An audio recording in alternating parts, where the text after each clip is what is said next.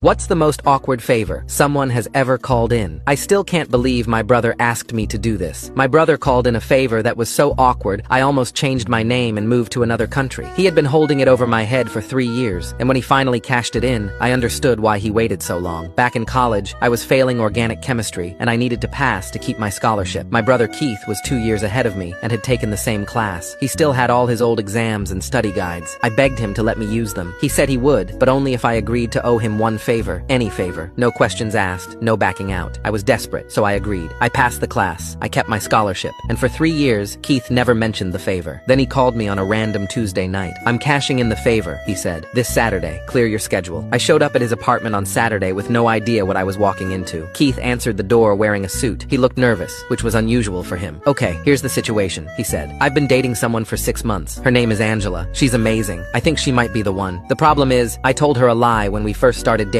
and now I need you to help me cover it up." I asked what lie he told. He took a deep breath. "I told her I was a twin." I stared at him. "We are not twins. Keith is 2 years older than me. We don't even look that similar. He's 6'2" with dark hair. I'm 5'9" with lighter hair and a completely different face." "Why would you tell her that?" I asked. He said on their first date, Angela mentioned that she had always wanted to date a twin, something about it being on her bucket list. Keith immediately said he was a twin. He thought it would impress her. He didn't think they would actually end up in a serious relationship, but now they were serious. And Angela kept asking when she was going to meet his twin brother. Keith had been making excuses for 6 months. His twin lived abroad. His twin was busy with work, but Angela was getting suspicious. So Keith came up with a plan. He was going to introduce me as his twin. We would spend one dinner together, convince Angela, and then his fake twin brother would move to Japan for work and never be heard from again. "This is insane," I said. "She's going to know we're not twins." Keith pulled out a box. Inside was a wig, colored contacts, and a fake mole. He wanted me to wear a disguise so I would look more like him. I told him absolutely not. He reminded me of the favor. No questions. No backing out. I put on the disguise. The wig was dark and styled exactly like Keith's hair. The contacts made my eyes brown instead of blue. The fake mole went on my left cheek, matching the real one on Keith's right cheek. When I looked in the mirror, I still didn't look like his twin. I looked like myself wearing a bad costume, but Keith insisted it would work in dim lighting. We went to a restaurant that Keith had chosen because it was dark. Angela was already there. She stood up and hugged Keith, then turned to me with the biggest smile. "Oh my gosh, you must be Kyle," she said, using the fake name Keith had given his imaginary twin. "I've heard so much about you." I shook her hand and tried to lower my voice. "Nice to meet you too. Keith talks about you all the time." The dinner was 2 hours of pure torture. Angela kept asking me questions about growing up as a twin. She wanted to know if we had twin telepathy. She wanted to know if we ever switched places. I made up answers while Keith kicked me under the table every time I contradicted his previous lies. At one point, Angela asked to see baby photos of us together. Keith said all their baby photos were destroyed in a flood. Angela looked suspicious. Then she